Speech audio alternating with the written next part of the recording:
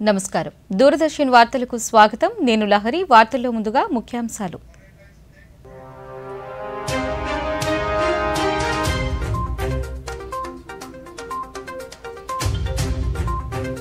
యువతలో క్రమశిక్షణ, నాయకత్వం, సేవా స్ఫూర్తిని ఎన్సీసీ పెంపొందిస్తుందన్న ప్రధాని. ఎన్సీసీని బలోపేతం చేసేందుకు నిరంతరం కృషి జరుగుతోందని మన్ కీ బాత్లో నరేంద్ర మోదీ వెల్లడి. ఒడిషా సాంస్కృతిక వారసత్వం చాలా గొప్పది. సాధువుల భూమిగా ఒడిషాను పేర్కొన్న ప్రధాని నరేంద్ర మోదీ. రేపటి నుంచి పార్లమెంట్ శీతాకాల సమావేశాలు. సభా మర్యాదలను పాటించాలన్న పార్లమెంటరీ వ్యవహారాల శాఖ మంత్రి కిరణ్ రిజిజు. ప్రభుత్వం పట్ల ప్రజల్లో మరింత ఆదరణ పెరిగింది. స్వగ్రామంలో పార్టీ సభ్యత్వ నమోదు కార్యక్రమంలో పాల్గొన్న జలవనరుల శాఖ మంత్రి నిమ్మల రామానాయుడు.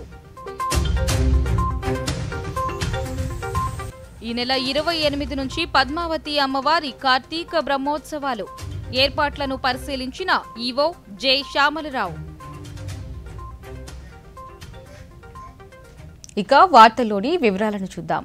ప్రధానమంత్రి నరేంద్ర మోదీ తన మనస్సులోని భావాలను దేశ ప్రజలతో పంచుకునే మన్ కీ బాత్ కార్యక్రమంలో ఈరోజు అనేక అంశాలను ప్రస్తావించారు.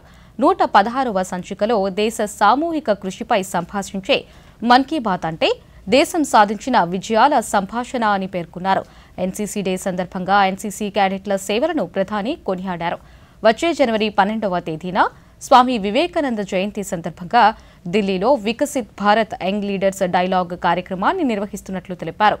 దేశ యువత నిస్వార్థంగా సమాజం కోసం ఎలా పాటుపడుతుందో కొన్ని ఉదాహరణలతో ప్రధాని వివరించారు. అలాగే పరిశుభ్రత కార్యక్రమాలు, వివిధ దేశాలలో భారతీయ సంతతి ప్రజలు ప్రతి రంగంలో సాధిస్తున్న ప్రగతిని ప్రధాని వివరించారు. ఏక్ పేడ్ మాకే నామ్ ప్రచారంతో మొక్కల పెంపకం భారీ ఎత్తున పెరిగిందని ప్రధాని పేర్కొన్నారు. మన్ కీ బాత్ కు సంబంధించిన మరిన్ని విశేషాలను ఇప్పుడు చూద్దాం.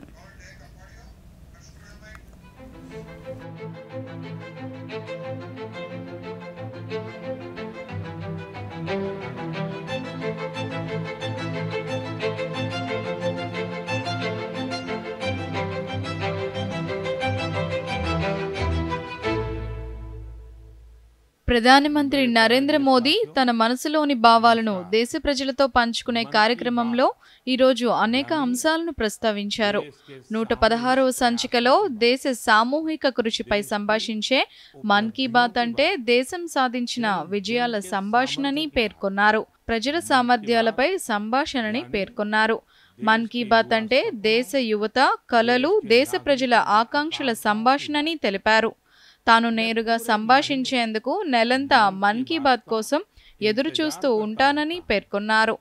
ఎన్నో సందేశాలు, ఎన్నో సూచనలు వస్తున్నాయని, వీలైనన్ని ఎక్కువ సందేశాలను చదవటానికి, ప్రజల సూచనలపై ఆలోచించేందుకు ప్రయత్నిస్తున్నట్లు తెలిపారు.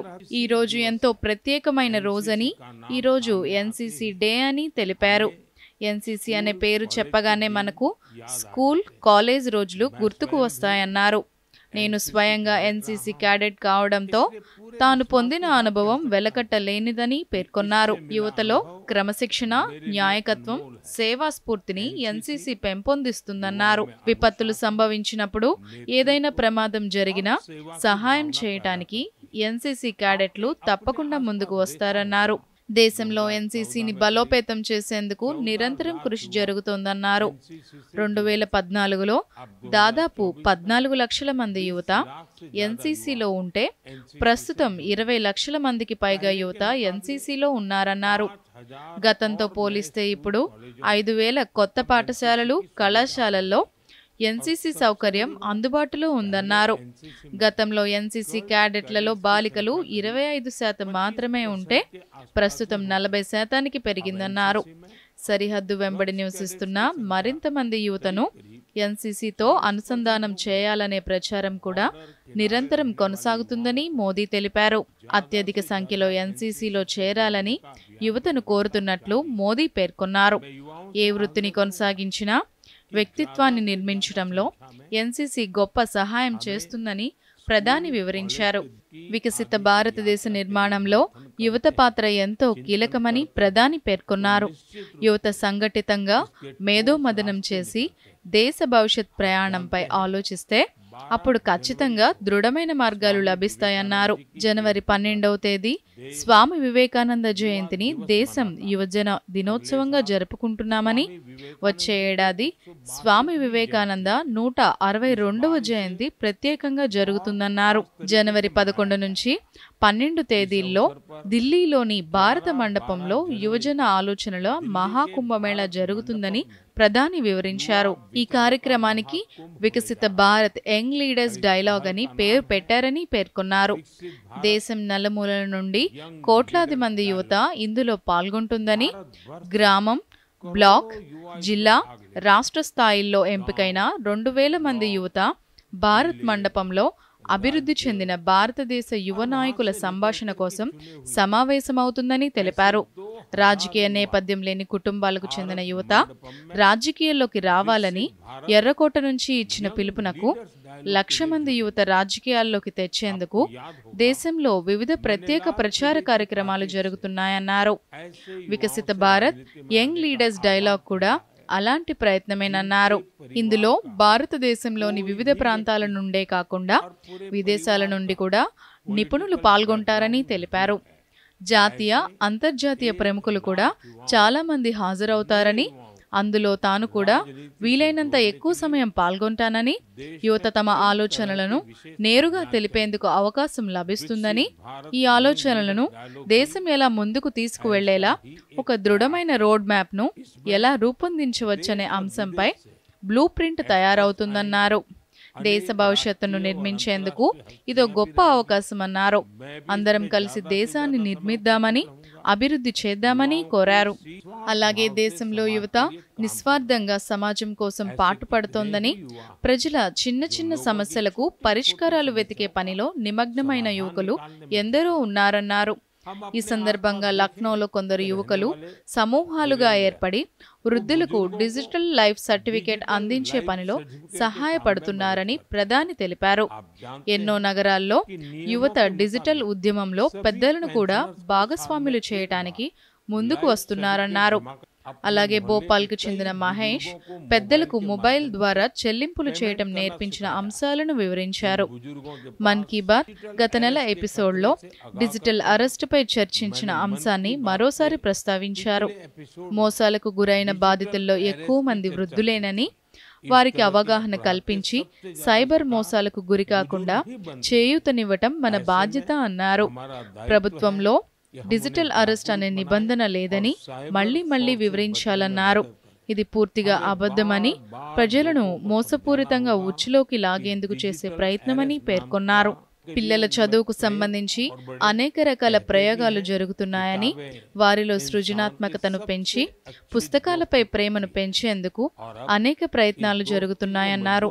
ఈ సందర్భంగా లైబ్రరీల ప్రాధాన్యత, చెన్నైకు చెందిన శ్రీరామ్ గోపాలన్, హైదరాబాద్లోని food for thought foundation, Bihar గోపాల్గంజ్లోని ప్రయోగ్ లైబ్రరీ విశేషాలను ప్రధాని వివరించారు.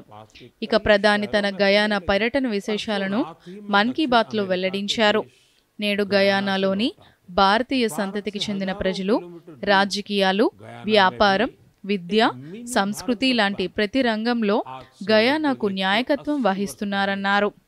గయానా అధ్యక్షులు డాక్టర్ ఇర్ఫాన్ అలీ కూడా భారతీయ సంతతికి చెందినవారే అన్నారు. ఆయన తన భారతీయ వారసత్వం గురించి గర్విస్తున్నానని తెలిపారు. గయానాలానే ప్రపంచ దేశాల్లో లక్షలాది మంది భారతీయులు ఉన్నారని, వారి పూర్వీకులు 200-300 సంవత్సరాల కిందటి స్వీయ గాథలు, వివిధ దేశాల్లో ప్రవాస భారతీయులు తమదైన ముద్ర వేసిన గాథలు అందరికీ తెలియచేయాలని, అక్కడి స్వాతంత్ర్య పోరాటంలో ఎలా పాల్గొన్నారో, వారు తమ భారతీయ వారసత్వాన్ని ఎలా సజీవంగా ఉంచుకున్నారో నిజమైన చరిత్రను తెలుసుకొని ప్రవాస భారతీయులు తనతో పంచుకోవాలని మోదీ కోరారు. ఈ కథనాలను నమో యాప్లో లేదా మైగవ్లో #ఇండియన్ డయాస్పోరా స్టోరీస్ అనే హ్యాష్‌ట్యాగ్లో కూడా పంచుకోవచ్చని సూచించారు. ఓరల్ హిస్టరీ ప్రాజెక్ట్ విశేషాలను ప్రధాని మన్ కీ బాత్లో వివరించారు. చరిత్రను భద్రపరుచుకునే దేశ స్థలాల భవిష్యత్తు కూడా సురక్షితంగా ఉంటుందని, ఈ ఆలోచనతో గ్రామాల చరిత్రను భద్రపరిచేందుకు డైరెక్టరీని రూపొందించే ప్రయత్నం జరిగిందని, భారతదేశ పురాతన సముద్ర ప్రయాణ సామర్థ్యానికి సంబంధించిన సాక్ష్యాలను భద్రపరిచే ప్రచారం కూడా దేశంలో జరుగుతుందని తెలిపారు. దీనికి సంబంధించి లోతాల్లో భారీ మ్యూజియం కూడా రూపుదిద్దుకుంటుందన్నారు. ఏదైనా లిఖిత ప్రతి, ఏదైనా చారిత్రక పత్రం ఉంటే దాన్ని ప్రజలు నేషనల్ ఆర్కైవ్స్ ఆఫ్ ఇండియా సహాయంతో భద్రపరచవచ్చని సూచించారు. ప్రపంచవ్యాప్తంగా కోట్లాది ప్రజల హృదయాల్లో భారతదేశం ఉండటం మనందరికీ గర్వకారణమని పేర్కొన్నారు. అందరికీ వినటానికి సంతోషంగా, గర్వంగా ఉండే దేశం సాధించిన ఒక విజయాన్ని ప్రధాని వివరించారు. కొన్ని నెలల క్రితం ఏక్ పేడ్ మా కే నామ్ ప్రచారాన్ని ప్రారంభించామని, ఈ ప్రచారం దేశం నలుమూలల నుండి ప్రజలు ఎంతో ఉత్సాహంగా పాల్గొన్నారని, 100 కోట్ల మొక్కలు నాటడం అనే మైలురాయిని దాటిందని తెలిపారు. 100 కోట్ల మొక్కలు కేవలం 5 నెలల్లోనే నాటామన్నారు. ఇది దేశ ప్రజల అవిశ్రాంత కృషి వల్లనే సాధ్యమైందని పేర్కొన్నారు. ఏక్ పేడ్ మా కే నామ్ ప్రచారం ఇప్పుడు ప్రపంచంలోని ఇతర దేశాల్లో కూడా విస్తరిస్తుందని తెలిపారు. గయానాలో కూడా ఈ ప్రచారాన్ని చూశానని, ఆ దేశ అధ్యక్షులు డాక్టర్ ఇర్ఫాన్ అలీ కుటుంబ సభ్యులతో కలిసి ఏక్ పేడ్ మా కే నామ్ ప్రచారంలో పాల్గొన్నారని తెలిపారు. ఈ ప్రచారం దేశంలోని వివిధ ప్రాంతాల్లో నిరంతరం కొనసాగుతుందని, ఈ ప్రచారంలో భాగంగా మధ్యప్రదేశ్లోని ఇండోర్ మొక్కలు నాటడంలో రికార్డు సృష్టించిందన్నారు. ఇక్కడ 24 గంటల్లో 12 లక్షలకు పైగా మొక్కలు నాటారని తెలిపారు. అలాగే రాజస్థాన్లోని జైసల్మేర్లో మహిళల బృందం గంటలో 25,000 మొక్కలను నాటిందని తెలిపారు.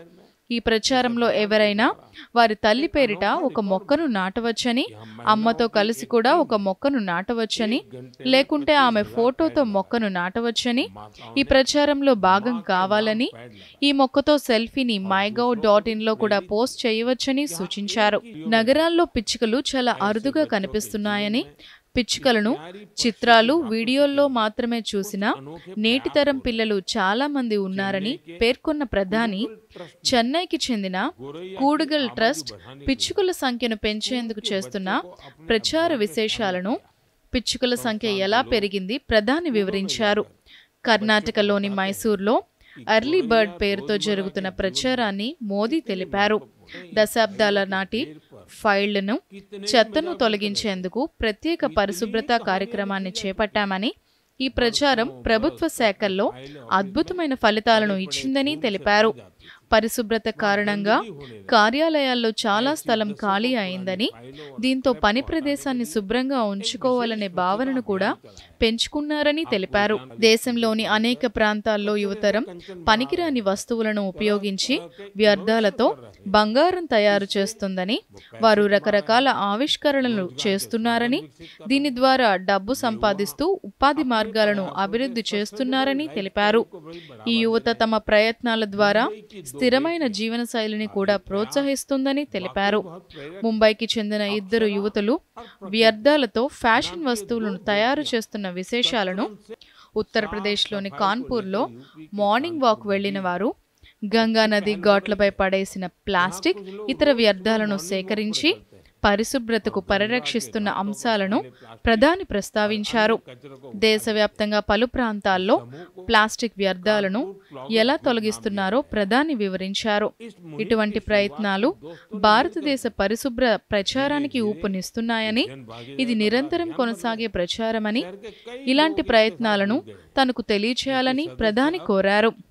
మన్ కీ బాత్ పై స్పందనలు, ఉత్తరాలు, సూచనల కోసం తాను నెల మొత్తం ఎదురు చూస్తూ ఉంటానని, ప్రతి నెల వచ్చే సందేశాలు మరింత మెరుగ్గా చేయటానికి తనను ప్రేరేపిస్తాయని మోదీ పేర్కొన్నారు.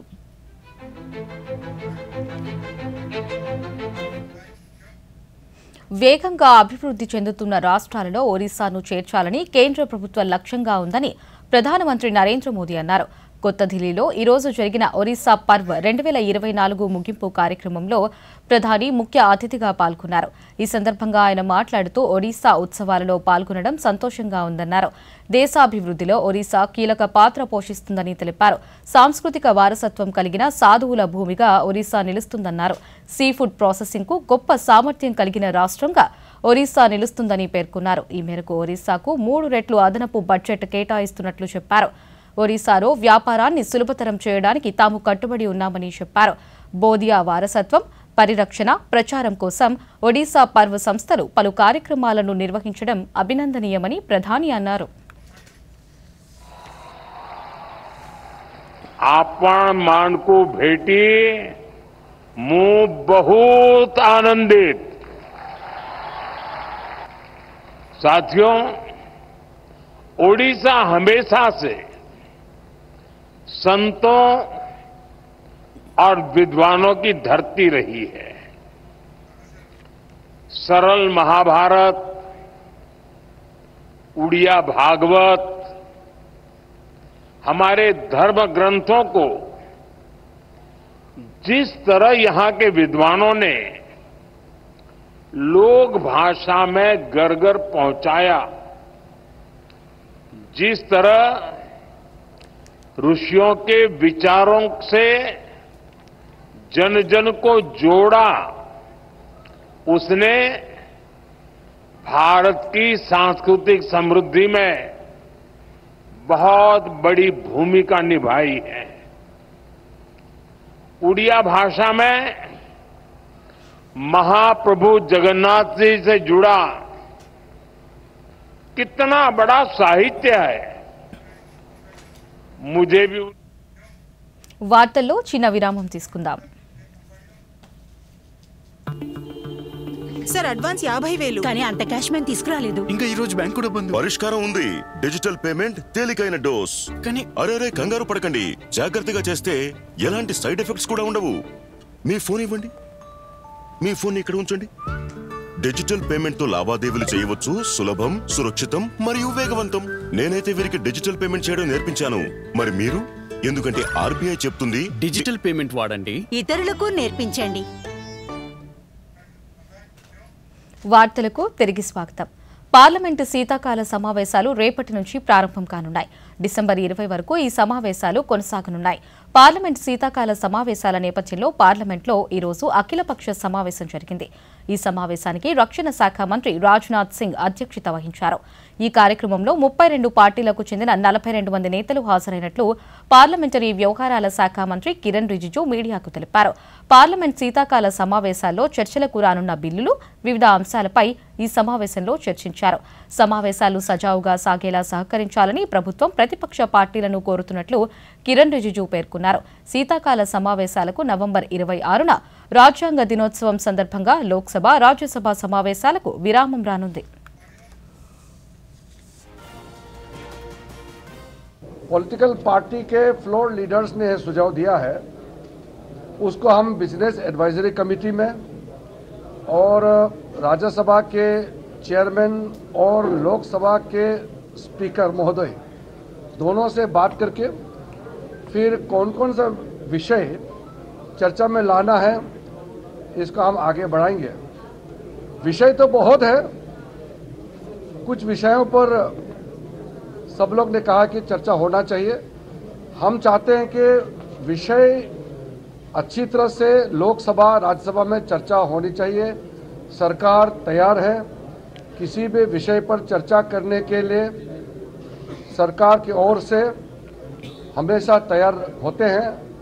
हम सिर्फ अनुरोध यही करते हैं कि सदन अच्छा से चले, हंगामा ना हो. कोई भी विषय पार्लियामेंट में रखता है तो शांतिपूर्वक उस विषय को चर्चा होगा तो बहुत लाभ मिलेगा.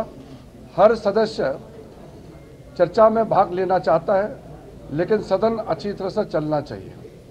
हमने आरंभ में हर पॉलिटिकल पार्टी को अपील किया है कि ये शीतकालीन सत्र, winter session of the parliament अच्छी तरह से चले.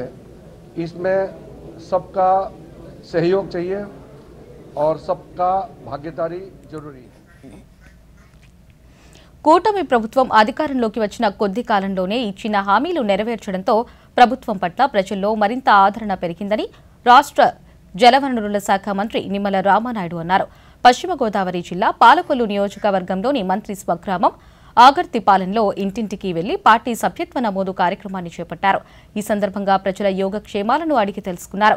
అనంతరం మంత్రి మీడియాతో మాట్లాడుతూ కూటమి ప్రభుత్వం అధికారంలోకి వచ్చిన వెంటనే 3 నెలల పెన్షన్ బకాయిలు చెల్లించడం జరిగిందన్నారు. ఉచిత గ్యాస్, మెగా డిఎస్సీ నియామకాలకు ఆమోదం వంటి కార్యక్రమాలు ప్రజల్లో నమ్మకం పెంచినట్లు తెలిపారు.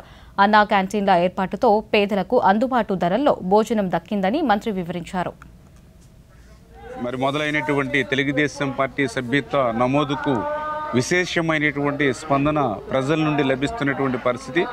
దానికి ఉదాహరణే ఏదైతే ఈ యొక్క 20-25 రోజుల్లోనే మరి 46 లక్షల పార్టీ సభ్యత్వాన్ని ఒక్క ఆంధ్రప్రదేశ్ రాష్ట్రంలో నమోదయ్యానంటే మరి ప్రజల నుంచి ఎంత పెద్ద ఎత్తున స్పందన. అందులో కూడా ప్రత్యేకించి ఇప్పుడే నేను చూస్తూ ఉన్నాను. ఏదైతే మన పాలకొల్లు నియోజకవర్గంలో కూడా మరి ఈరోజు ఇప్పటి వరకు చూసినట్లయితే 67,430 మరి ఈ యొక్క 20-25 రోజుల్లో మా నియోజకవర్గంలో నమోదైనటువంటి పరిస్థితి. ఏ ఇంటికి వెళ్ళినా కూడా ప్రజలు ఆదరిస్తూ, ఎందుకంటే రాష్ట్రం ఇంత కష్టాల్లో, ఇంత ఇబ్బందుల్లో, సమస్యల్లో ఉన్నప్పుడు 14 లక్షల కోట్ల అప్పు ఈ రాష్ట్రం నెత్తి మీద ఉన్నటువంటి స్థితిలో కూడా అన్న మాట ప్రకారం 4,000 పింఛను, అది కూడా పాత 3 నెలలు కలిపి అంటే 7,000 రూపాయలు అక్షరాల మా గుమ్మం దగ్గర, మా గడప దగ్గర 1వ తేదీన ఒక పెద్ద పండుగ మాదిరిగా మాకు అందజేస్తున్నారనేటువంటి ఆనందం, సంతోషం. గుంటూరు జిల్లా మంగళగిరిలోని వీటీజేఎం అండ్ ఐవీటీఆర్ డిగ్రీ కళాశాలలో ఈరోజు నిరుద్యోగ యువతీ యువకుల కోసం మెగా జాబ్ మేళాను నిర్వహించారు. రాష్ట్ర ఐటీ, విద్యాశాఖల మంత్రి నారా లోకేష్ చొరవతో జాబ్ మేళాను నిర్వహించినట్లు నిర్వాహకులు తెలిపారు. మంగళగిరి నియోజకవర్గంతో పాటు సమీప ప్రాంతాల నిరుద్యోగ అభ్యర్థులు ఈ కార్యక్రమంలో పాల్గొన్నారు. 60 కంపెనీలకు చెందిన ప్రతినిధులు జాబ్ మేళాలో పాల్గొనగా సుమారు 5,000 మంది నిరుద్యోగులు అవకాశాల కోసం జాబ్ మేళాలో పాల్గొన్నట్లు నిర్వాహకులు తెలిపారు. నిరుద్యోగుల భవిష్యత్తు కోసం ఇలాంటి కార్యక్రమం చేపట్టడం చాలా హర్షణీయమని మెగా జాబ్ మేళాలో పాల్గొన్న కంపెనీ ప్రతినిధులతో పాటు నిరుద్యోగ అభ్యర్థులు పేర్కొన్నారు. జాబ్ మేళా కార్యక్రమం అనేది లోకేష్ బాబు గారి యొక్క స్ఫూర్తితో నిర్వహించడం అనేది జరుగుతుంది. ఎంతోమంది నిరుద్యోగులు మరి వారి యొక్క ప్రతిభను బట్టి వారికి వాళ్ళు కేటాయించబడినటువంటి కంపెనీలు అనేవి 60 కంపెనీలు తీసుకొచ్చి ఇక్కడ 5,000 మందికి పైగా ఉద్యోగాలు అనేటటువంటివి ఇవ్వటం జరుగుతుంది. మరి వారి యొక్క ప్రతిభను గుర్తించి వాళ్ళ యొక్క సామర్థ్యాన్ని బట్టి ఏ కంపెనీలకి అర్హులో వాళ్ళందరికీ నిర్ణయించి జాబ్ అనేది ఇవ్వడం అనేది జరుగుతూ ఈ నియోజకవర్గానికి మరి లోకేష్ బాబు గారు నాయకత్వంలో ఈ యొక్క జాబ్ మేళా ఉత్సవ కార్యక్రమం అనేది జరగడం చాలా సంతోషంగా ఉంది. హెచ్డిబి ఫైనాన్షియల్ సర్వీస్ ద్వారా జాబ్ రిక్రూట్మెంట్ చేస్తున్నాము. హెచ్డిఎఫ్సి బ్యాంక్లో జాబ్ ఇది. ఇక్కడికి వచ్చేటప్పుడు మినిమం క్యాండిడేట్కి డిగ్రీ క్వాలిఫై ఉండాలి. వాళ్ళు ఫ్రెషర్ అయినా పర్లేదు, లేదా ఏదైనా జాబ్ ఎక్స్పీరియన్స్ ఉన్నా కూడా మేము ట్రీట్ చేస్తున్నాము. సో కస్టమర్ ఎవరైతే వచ్చారో వాళ్ళని ముందు షార్ట్ లిస్ట్ చేస్తాము, తర్వాత ప్రాసెస్ అనేది జరుగుతుంది. ఇది 10 days ప్రాసెస్ ఉంటుంది. షార్ట్ లిస్ట్ అయిన క్యాండిడేట్స్కి మేము ఒరిజినల్ సర్టిఫికేట్స్ అన్ని చెక్ చేసుకుని వాళ్ళ తిరుచానూరు పద్మావతి అమ్మవారి కార్తీక బ్రహ్మోత్సవాల ఏర్పాట్లను టీటీడీ ఈవో శ్యామలరావు పరిశీలించారు. ఈ నెల 28 నుంచి బ్రహ్మోత్సవాలను నిర్వహిస్తున్నట్లు ఈవో తెలిపారు. డిసెంబర్ 2వ తేదీ గజవాహనాన్ని పురస్కరించుకుని భారీ స్థాయిలో భక్తులు వాహన సేవలో పాల్గొనే అవకాశం ఉందని, మెరుగైన సౌకర్యాలు కల్పించే విధంగా ఏర్పాట్లు చేస్తున్నామన్నారు. డిసెంబర్ 6వ తేదీన వైభవంగా పంచమీ తీర్థాన్ని నిర్వహిస్తున్నామన్నారు. 2 లక్షలకు పైగా భక్తులు పంచమీ తీర్థంలో స్నానం ఆచరించే అవకాశం ఉందని తెలిపారు. కార్తీక బ్రహ్మోత్సవాలకు విస్తృత స్థాయిలో ఏర్పాట్లు చేశామని, భక్తులకు ఎలాంటి ఇబ్బంది కలగకుండా ప్రత్యేక చర్యలు తీసుకున్నామని ఆయన వివరించారు. అన్ని రకాల ఏర్పాట్లు కూడా చేస్తున్నాము. అలాగే ముఖ్యంగా 6వ తారీఖున పంచమి తీర్థంకి సంబంధించిన కార్యక్రమాలన్నీ కూడా ఇక్కడ సమీక్షించడం జరిగింది.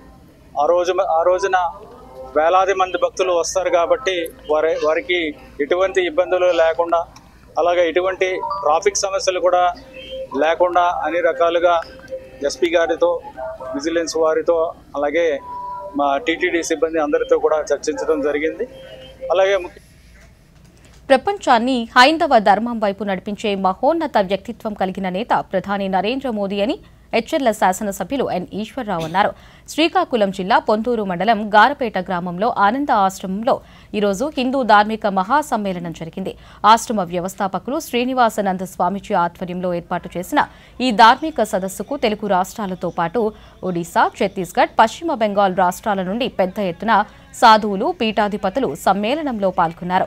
ఈ సందర్భంగా శాసనసభ్యులు మాట్లాడుతూ హిందూ దేవాలయాలపై జరుగుతున్న దాడుల నియంత్రణకు అందరూ కలిసికట్టుగా ముందుకు రావాలని కోరారు. డిసెంబర్ 5వ తేదీన విజయవాడలో జరగనున్న హైందవ శంఖారావం సదస్సుకు అందరూ తరలి రావాలని పిలుపునిచ్చారు. మనకి భారీ హైందవ సమ్మేళనం విజయవాడలో జరుగుతుంది. ఆ సమ్మేళనానికి సుమారు 5వ శంఖారావం చేస్తున్నారు. ఆ శంఖారావానికి సుమారు 5 లక్షల మంది వరకు రావచ్చని ఒక అంచనా మీద వెళ్తున్నారు. వాళ్ళందరికీ కూడా ప్రత్యేకమైన ట్రైన్లు, ప్రత్యేక బస్సులు. ప్రభుత్వ డ్రైవర్ల సంఘం సంక్షేమానికి తమ వంతు కృషి చేస్తామని రాష్ట్ర ప్రభుత్వ డ్రైవర్ల సంఘం రాష్ట్ర అధ్యక్షులు సంసాని శ్రీనివాసులు తెలిపారు. ఈరోజు చిత్తూరు నగరంలో డ్రైవర్ల సంఘం కళ్యాణ మండపంలో జిల్లా డ్రైవర్ల సంఘం ఎన్నికలు నిర్వహించారు. ఈ ఎన్నికల్లో అధ్యక్ష పదవికి 2 పోటీ చేయగా శ్రీనివాసులు ఏకగ్రీవంగా ఎన్నికయ్యారు. ఎన్నికల అధికారిగా ప్రభుత్వ డ్రైవర్ల సంఘం రాష్ట్ర అధ్యక్షులు సంసాని శ్రీనివాసులు వ్యవహరించారు. ఈ సందర్భంగా వారు మాట్లాడుతూ సంఘం భవనాన్ని ఆధునీకరించడంతో పాటు సభ్యులు సర్వీసు విషయంలోనూ వారి ఆరోగ్య భద్రతలోనూ సహకారం అందిస్తామని చెప్పారు. త్వరలో కార్యవర్గ ప్రక్రియను పూర్తి చేసి సంఘం బలోపేతంగా పనిచేయడానికి కృషి చేస్తామన్నారు. నామినేషన్ ప్రక్రియ ఎక్కడన్నా సరే ఒకే పద్ధతిలో ఉంటుంది తప్ప ఎవరు కక్ష సాధింపులు కానీ ఎన్నికల అధికారి చేసే పనేం కాదు. అది మేము యాజ్ ఏ బైలా ప్రకారంగా ఎన్నికలు మాత్రం ఈ చిత్తూరు జిల్లాలో జరిపాం. సభ్యులందరూ కూడా ఒకసారి ఆలోచించి మన వ్యవస్థ గురించి ఆలోచించవలసిందిగా మిమ్మల్ని అందరూ రిక్వెస్ట్ చేసుకుంటున్నాను.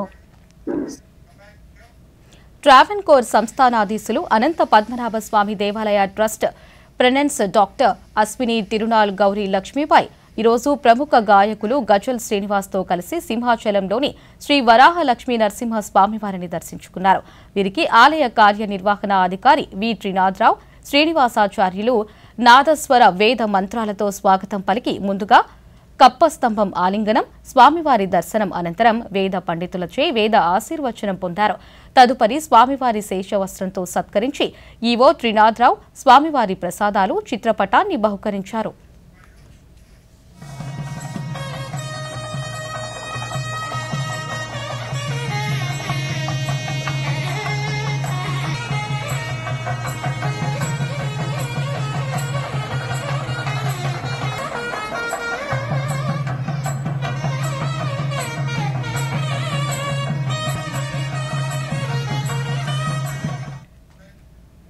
ఆస్ట్రేలియాతో పెర్త్లో జరుగుతున్న తొలి టెస్ట్లో టీమిండియా పట్టు బిగించింది.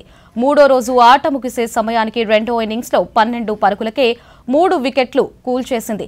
బూమ్రా 2, సిరాజ్ 1 వికెట్ తీసుకున్నారు. ఇక విజయం కోసం ఆసీస్ ఇంకా 522 పరుగులు చేయాల్సి ఉంది. 2వ ఇన్నింగ్స్లో టీమిండియా 487 పరుగులకు 6 వికెట్ల వద్ద డిక్లేర్ చేసింది. విరాట్ కోహ్లీ 143 బంతుల్లో సెంచరీని సాధించాడు. టెస్టుల్లో అతనికిది 30వ సెంచరీ కావడం విశేషం. మిగతా భారత బ్యాటర్లలో జైస్వాల్ 161, రాహుల్ 77, పడిక్కల్ 25 పరుగులు చేశారు. ఆగ్నేయ బంగాళాఖాతం దానిని ఆనుకుని ఉన్న హిందూ మహాసముద్రంలో కేంద్రీకృతమైన అల్పపీడనం ఈరోజు బలపడిందని రాష్ట్ర విపత్తుల నిర్వహణ సంస్థ మేనేజింగ్ డైరెక్టర్ రోనంకి కూర్మనాథ్ తెలిపారు. ఇది పశ్చిమ వాయువ్య దిశగా కదిలి రేపు దక్షిణ బంగాళాఖాతం మధ్య వాయుగుండంగా మారే అవకాశం ఉందని తెలిపారు.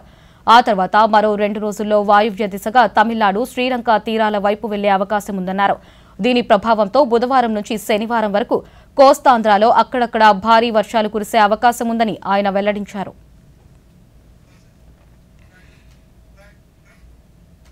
ఈ వార్తలు ఇంతటితో సమాప్తం. నమస్కారం.